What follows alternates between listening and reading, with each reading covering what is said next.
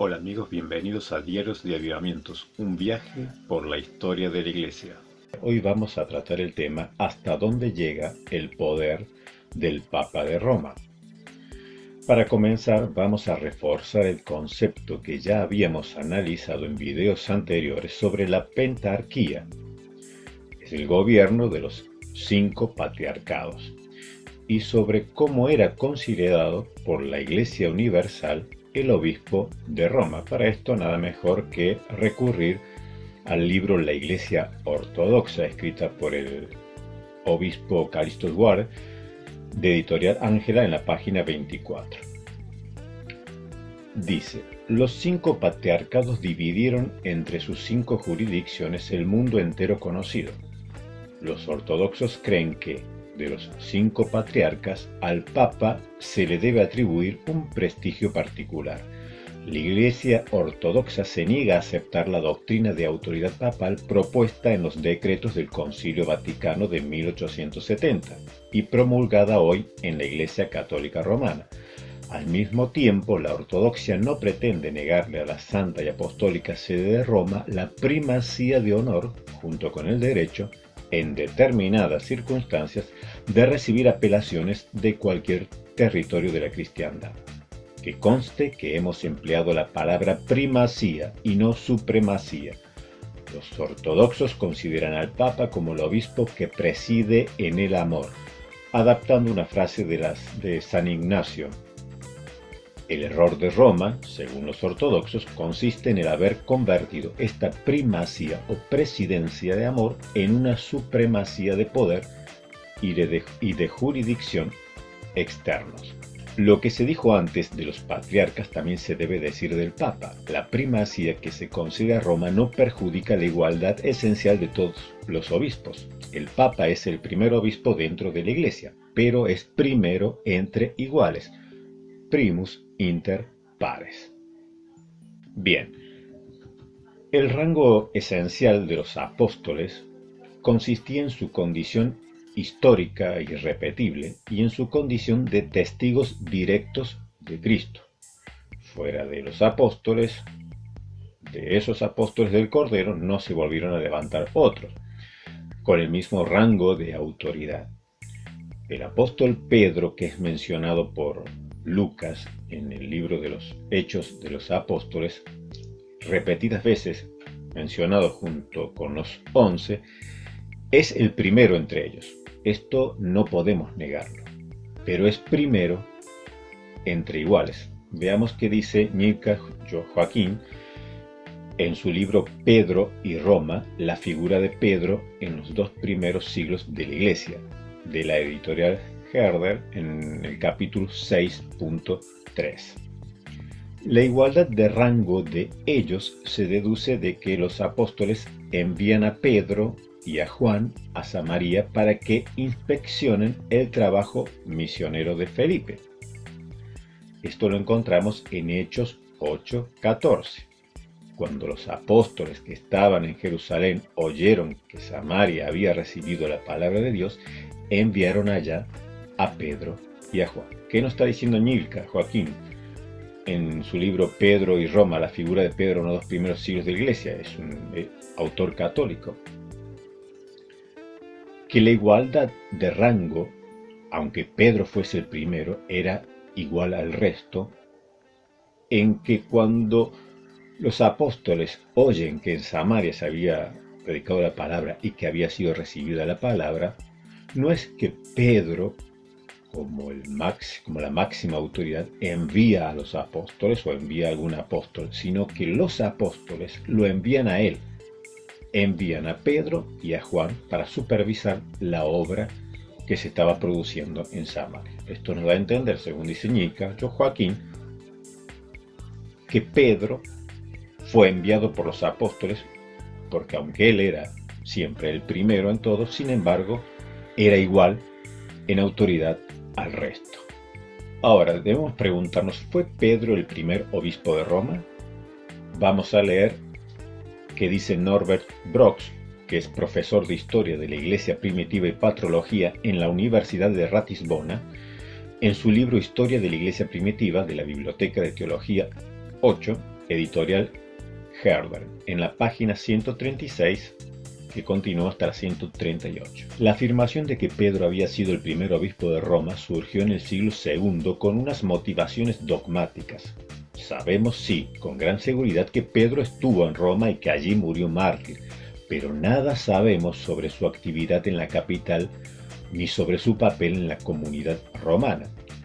Que fuera su obispo está excluido, ya que por la historia del ministerio episcopal monárquico consta con toda certeza que hasta aproximadamente el 140 después de Cristo en Roma, como en otras iglesias regionales, no hubo obispos únicos, sino siempre un colegio episcopal. La primera manifestación segura de la pretensión de un primado por parte de un obispo de Roma se da hacia mediados del siglo III. En la controversia sobre el bautismo de los herejes, el obispo de Roma, Esteban I, del 254 al 57, intenta imponer su opinión en el tema controvertido, presentándose como el sucesor de Pedro en la sede episcopal romana y como el obispo preeminente y con autoridad sobre todas las iglesias. En su argumentación aduce también, por vez primera, el texto de Mateo 16-18, donde habla de la piedra sobre la cual Cristo fundará su iglesia, en apoyo de la pretensión romana. Diversas iglesias regionales protestaron enérgicamente y en ningún sitio fue reconocida su explicación. Las cosas solo cambiaron a lo largo del siglo IV con el obispo de Roma, Damas. Norbert Brox, profesor de Historia de la Iglesia Primitiva y Protología de la Universidad de Ratisbona. Historia de la Iglesia Primitiva, Biblioteca de Teología 8, editorial Herder, páginas 136 a la 138. El poder del obispo de Roma en la Iglesia Primitiva. Como vimos en la cita anterior, en el siglo III, el obispo de Roma intentó imponer su opinión, pero no fue aceptada por las otras iglesias. El Papa Esteban trató de imponer su opinión acerca del bautismo de los herejes, pero hubo gran rechazo de parte de los demás obispos de las demás iglesias. Veamos un poco de historia. ¿Qué pasó con este papa y qué pasó en relación con los obispos de África? Basílides y Marcial eran dos obispos hispanos que habían apostatado en la persecución comprando libelos o certificados de haber sacrificado a los dioses. Recordemos que había distintas formas de apostatar, demostrando que se acataba la religión oficial. Los cristianos podían apostatar de la siguiente manera. Estaban los cristianos que ofrecían sacrificios a los dioses. Estaban los sacerdotes de los ritos paganos, ofrecían sacrificios, luego estos cristianos eran conminados a participar de ellos, a comer de ellos. Los que participaban de estos sacrificios eran llamados por la iglesia sacrificati. Luego estaban los cristianos que habían apostatado ofreciendo incienso, generalmente ofrecían incienso o libaciones al genio del emperador. Estos eran llamados turificati. Y luego estaban los cristianos que compraban un libelo o un certificado haciéndose pasar como que habían sacrificado o que habían ofrecido incienso. Esto eran las clases más pudientes, cristianos que tenían influencias o dinero, que por medio de este tráfico de influencias podían comprar un certificado en donde constaba que habían participado de sacrificios. No lo habían hecho, pero compraban un certificado diciendo que sí, de esta manera se libraban de los castigos y las penas que conllevaba el no sacrificar cuando el emperador así lo mandaba. Estos cristianos eran llamados libellatici o libeláticos, que compraban un libelo, un certificado, para evitar la persecución. Todos estos cristianos que apostataban eran llamados lapsi, que quiere decir caídos, cristianos que habían apostatado de la fe durante las persecuciones. Estos dos obispos que mencionamos pertenecían al grupo de los Libellatici, es decir, de los que habían comprado libelos, por lo cual habían sido destituidos de sus diócesis y fueron reemplazados por otros obispos. Pero en lugar de aceptar la disciplina que les impuso la Iglesia, ¿qué hicieron estos obispos de Hispania? Se fueron a Roma y pidieron la intervención del Papa Esteban. Este Papa los restituye al obispado y da órdenes a las iglesias de Hispania que reciban a estos obispos nuevamente en sus diócesis. Ante esto, las iglesias locales de España escriben desesperadas a los obispos del norte de África y les responde San Cipriano junto con más de 30 obispos que se habían reunido anteriormente en un concilio. La respuesta de estos obispos africanos es: el obispo de Roma está equivocado y no tiene poder para imponerles tal cosa. Leamos la respuesta que se encuentra en la carta 67 perteneciente a San Cipriano, obispo de Cartago. Dice así: se debe pues conservar y guardar con toda diligencia la observancia de la tradición divina y apostólica, que se conserva también aquí y en casi todas las provincias, que para celebrar una ordenación se reúnan los obispos próximos de la misma provincia con el pueblo, para el que se ordena el obispo, y que se haga la elección en presencia del pueblo, que sabe bien la vida de cada uno y conoce por la convivencia su conducta. Y así vemos que lo habéis hecho vosotros en la ordenación de nuestro colega Sabino, al que fue conferido el episcopado e impuesta la mano para que sustituyese a Basílides, después de haber recibido los votos de todos los hermanos y la aprobación de los obispos que estuvieron presentes y de otros que os la enviaron por escrito. Y no se puede invalidar la elección, que está verificada con todo derecho, porque Basílides, yéndose a Roma después de descubiertos sus crímenes y aún confesados por él mismo, haya engañado a nuestro colega Esteban. Esta parte me encanta porque estos obispos de África se refieren a Esteban como nuestro colega. ¿Quién es Esteban? Esteban es el obispo de Roma, el Papa, pero no se dirigen a él nada de el representante de Cristo en la tierra, la cabeza visible de toda la cristiandad, el sumo pontífice, el pontífice maximus, nada de eso. Se refieren a Esteban, el Papa de Roma, como nuestro colega, que está lejos y no conoce los hechos y la verdad, para pedirle una injusta reposición en el episcopado del que había sido depuesto justamente. Pues no se ha de culpar tanto a quien se dejó sorprender por negligencia, esto es el Papa Esteban, como se ha de reprobar al que le sorprendió con engaños. Esto está en la carta 67 de Cipriano a Félix y a los fieles de León, Astorga y Mérida, de la editorial Gredo. Unos años antes, cuando la sede de Roma había quedado vacante porque el obispo había muerto, eligieron a Cornelio como sucesor, como papa, como obispo de Roma. Pero se levanta otro de los obispos, Novaciano, reclamando para sí el obispado principal de Roma, y se produce allí una división.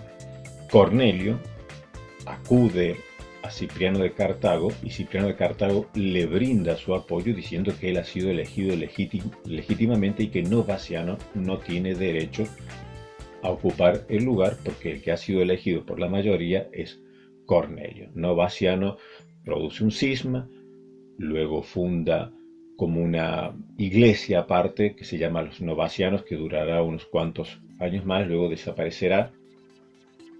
La diferencia entre Novaciano y Cipriano de Cartago era que en cuanto a los lapsis, los que habían apostatado, los cristianos que habían caído, Novaciano no quería admitirlos nuevamente bajo ningún concepto a la iglesia. Ellos se arrepentían, querían volver a la iglesia y Novaciano decía que no. Era extremista en este sentido. Cipriano de Cartago, cuando escribe su tratado Los Lapsis, él dice que no, que hay que analizar caso por caso, porque no todas las apostasías son iguales, y que sí hacen frutos dignos de arrepentimiento, y que la Iglesia verdaderamente comprueba que se han arrepentido sinceramente, que han cambiado de vida y de actitud, y que ahora enfrentan las dificultades con valor, confesando a Cristo, deben ser reintegrados a la Iglesia y participar de la comunión. Eso sí, no inmediatamente, sino luego de una larga penitencia, luego de que la Iglesia compruebe que estos caídos han dado fruto. En esta disputa, Cornelio obviamente acepta las indicaciones de Cipriano porque le parece que es mucho más coherente ser un poco flexible, tener compasión de los caídos. Cornelio queda a cargo de la iglesia de Roma y Cipriano continúa en la iglesia de Cartago. Con la muerte de Cornelio asume Esteban. Y vamos a ver que en reiteradas ocasiones Cipriano tiene grandes disputas con el Papa. Le acusa de presumir tener la primacía de la iglesia, le acusa de que presume el Papa de Roma de ser el sucesor de San Pedro, pero sin embargo no guarda las tradiciones apostólicas y divinas. De esto lo acusa Cipriano, Firmiliano y muchos otros obispos. San Cipriano, en una de esas discusiones con el obispo de Roma, dice lo siguiente, que luego es tomado también por San Agustín, y lo presenta San Agustín en su tratado sobre el bautismo. Dice así: nadie, en efecto, de nosotros se ha constituido en obispo de obispos, ni puede obligar con tiránico imperio a sus colegas a la necesidad de obedecer, ya que en virtud de su libertad y su potestad tiene cada obispo su propio criterio y no puede ser juzgado él por otro, como tampoco puede él juzgar a otro. Al contrario, todos nosotros hemos de esperar el juicio de nuestro Señor Jesucristo, que es el único que tiene el poder de ponernos al frente en el gobierno de su iglesia y de juzgar sobre nuestra actuación. Este era el pensamiento de Cipriano de Cartago, obispo, y de muchísimos otros obispos. No había y no era aceptado por la iglesia que alguien se constituyese en obispo de obispos y que tuviese la pretensión de obligar con su tiránico imperio a los demás colegas, a los demás obispos. Ya vemos recién que al Papa los demás obispos le llamaban colega. Y aquí dice Cipriano nuevamente que nadie puede imponer un tiránico imperio sobre sus colegas. Es decir, la pretensión que luego, en siglos posteriores, realizará el obispo de Roma a partir de Dámaso, y que llegará luego una culminación con Inocencio III, de ser el Papa, la cabeza visible de la iglesia, el sumo pontífice, el obispo de obispos, el que tiene una jurisdicción de gobierno sobre toda la cristiandad. Bueno, no lo vemos esto en época de Agustín, no lo vemos a esto en época de Cipriano y de todos estos concilios de la iglesia de África. No estamos denostando al Papa Esteban por más problemas que tuvo con Cipriano de Cartago. Hay que recordar que poco tiempo después de estas grandes disputas, los dos, tanto el obispo de Roma, Esteban, como Cipriano, fueron martirizados por mostrarse valientes ante la persecución del Imperio Romano. Los dos fueron martirizados, a los dos se los considera santos y les tiene gran estima porque valientemente entregaron su vida por amor de Cristo. Todavía en esa época había papas valientes y papas más allá de las disputas que habían. Nosotros tocamos este tema no para denostar al obispo de Roma, sino para demostrar que los demás obispos trataban al obispo de Roma como primero entre iguales y lo llamaban colega. Le daban una primacía de honor, pero no una primacía de jurisdicción. Entonces, ¿quién es la cabeza visible de la iglesia? Podemos responder a esto también leyendo a Ambrosiaster. Ambrosiaster, recordemos, es un escrito anterior a la época de Agustín, que Agustín también le tenía mucho aprecio, y es anónimo. Se le puso el seudónimo de Ambrosiaster en su comentario a las cartas de los Corintios. En el comentario a la primera de Corintios 12:28 dice: y Dios los dispuso así en la iglesia, primero apóstoles. Por tanto, ha puesto como cabeza en la iglesia a los apóstoles, que son embajadores de Cristo, como dice el mismo apóstol. Desempeñamos la función de embajadores en nombre de Cristo. Estos son los obispos, según lo que confirma el apóstol Pedro y lo que dice entre otras cosas, de Judas, y otros reciba su episcopado. Cuando Judas se suicida, entonces Pedro dice que otro ocupe su episcopado. Por eso, a pesar de que es mejor el apóstol, de vez en cuando son necesarios los profetas. Y, dado que todo procede del único Dios Padre, ha decretado que cada obispo sea cabeza de la iglesia. Vemos que en tiempos de Ambrosiaster, en tiempos previos a Agustín, cada obispo era cabeza de la iglesia. No había una sola cabeza visible de la iglesia, como luego se arrogarán los papas tener este privilegio, esta primacía, ya no de honor, sino también ellos pretenden una primacía o supremacía de jurisdicción y de gobierno. Pero en la iglesia primitiva, cada obispo de cada iglesia era cabeza de la iglesia, era independiente a los demás, era un cuerpo colegiado en donde todos se trataban como colegas y ninguno se había erigido como obispo de obispos, arrogándose la autoridad sobre el resto de los obispados. Entonces, para recapitular, decimos que el gobierno de la iglesia primitiva se conformó por los 5 grandes patriarcados. En Occidente había un solo patriarcado o sede apostólica que había contado con la presencia de apóstoles. En Occidente solamente hubo una iglesia que contó con la presencia de apóstoles, la iglesia de Roma, donde estuvo Pedro, donde estuvo Pablo. Se supone claramente que cuando Pablo escribe la carta a los romanos, Pedro no se encontraba todavía en Roma, porque si no, Pablo lo hubiera mencionado.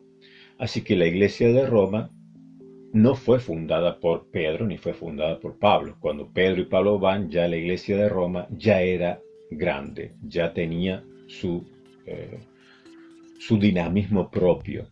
Así que cuando los católicos romanos nos dicen a nosotros, los apologistas romanistas nos dicen ustedes son hijos de Lutero, le podemos responder bien, nosotros por lo menos sabemos el nombre de nuestro padre, pero vosotros no siquiera sabéis quién os fundó, porque la iglesia de Roma en realidad nadie sabe quién la fundó. Fueron cristianos que vinieron de Jerusalén, seguramente después de Pentecostés, y fundaron allí la iglesia, pero no se sabe sus nombres. Pablo fue posterior y Pedro aún más posterior todavía. Así que la iglesia que Jesucristo fundó es la iglesia de Jerusalén. Allí Jesucristo fundó su iglesia. Las demás iglesias fueron luego fundadas, establecidas por los distintos misioneros o apóstoles. Pero se la considera sede apostólica porque allí luego entregan su vida Pablo y Pedro. En Oriente había otros 4 patriarcados que eran el patriarcado de Constantinopla, la Nueva Roma, cuyo obispo, según había establecido Constantino, tenía la misma dignidad y la misma autoridad que el obispo de Occidente, que el obispo de Roma. Los 2 grandes obispos de la cristiandad quedó conformado como el obispo de Roma, el Papa, que luego se le conoció, y el obispo de Constantinopla, la segunda Roma, la nueva capital del imperio, cuyo obispo tenía igual dignidad, igual autoridad que el obispo de Roma, solamente que al de Roma se le concedía la primacía de honor por ser la primera gran sede, por ser la primera capital del imperio. Los otros patriarcados de Oriente eran Alejandría, Antioquía, Jerusalén. Pero también hemos considerado y visto algo muy importante en esta carta que Cipriano de Cartago junto con otros 36 obispos de África le envían a las iglesias de Hispania, en donde dice Cipriano: se debe pues conservar y guardar con toda diligencia la observancia de la tradición divina y apostólica que se conserva también aquí y en casi todas las provincias, que para celebrar una ordenación se reúnan los obispos próximos de la misma provincia con el pueblo, para el que se ordena al obispo y que se haga la elección en presencia del pueblo que sabe bien la vida de cada uno y conoce por la convivencia su conducta. ¿Qué nos está diciendo aquí Cipriano y el resto de los obispos? Que es tradición divina, tradición apostólica, que los obispos sean elegidos por el pueblo, juntamente con los obispos de las localidades próximas. Eso es tradición divina y apostólica. Ustedes bien saben que hoy, actualmente, ¿quién determina los obispos? ¿Quién elige y consagra a los obispos? Es el obispo de Roma. El Papa es el que hoy elige, determina quién es ascendido a la categoría de obispo. Y sin embargo, vemos aquí en los escritos primitivos que esa no es la tradición divina y apostólica, que la tradición divina y apostólica es que los obispos sean elegidos por el propio pueblo juntamente con otros obispos próximos que conocen la vida de cada uno y saben si el que va a ocupar el cargo de obispo es digno de ocuparlo. Pero esto para todos aquellos apologetas romanistas que tanto se jactan de que la tradición y que ustedes los protestantes no tienen la tradición y que nosotros guardamos el depósito de la tradición, pues bien, no. Roma no guarda el depósito de la tradición, no guarda la tradición divina y apostólica, que es que los obispos sean elegidos por el pueblo, pues esto se lo ha rogado el Papa en exclusividad y es él quien elige hoy los obispos y no el pueblo. Curiosamente, en el sínodo de la sinodalidad de Alemania, uno de los reclamos de este sínodo es que los obispos sean elegidos por el pueblo. Esto se lo han presentado a Roma, al Vaticano, de que los obispos sean elegidos por el pueblo. Y se ha negado rotundamente el Papa Francisco a concederles esto.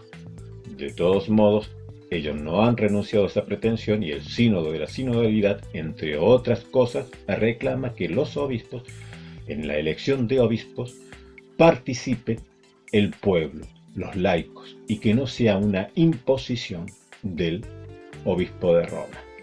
Obviamente el obispo de Roma, el Papa Francisco, se ha negado rotundamente a esto, pero la batalla continúa. Curiosamente, el sínodo de la sinodalidad está reclamando algo que, según vemos, es tradición divina y apostólica, y el Papa, el obispo de Roma, se niega a concederlo, pues sigue pretendiendo y queriendo tener el poder absoluto de poner él a los obispos que él considera mejor, a los que son de su séquito, de su grupo. Es un manejo político de poner en los cargos más importantes de la Iglesia a gente que el Papa conoce y que son de su inclinación. Contra esto lucha el sínodo de la sinodalidad en Alemania, curiosamente. Bueno, amigos, espero que les haya sido útil lo que hemos visto hoy. Les animo a darle like, que es la forma de apoyo que tenemos en este canal. Ya saben que este canal no está monetizado, así que el único apoyo con el que podemos contar es con que nos den su like y se suscriban al canal y sigan nuestros vídeos. Desde ya, muchísimas gracias, bendiciones para todos y nos vemos en el próximo viaje por la historia de la Iglesia.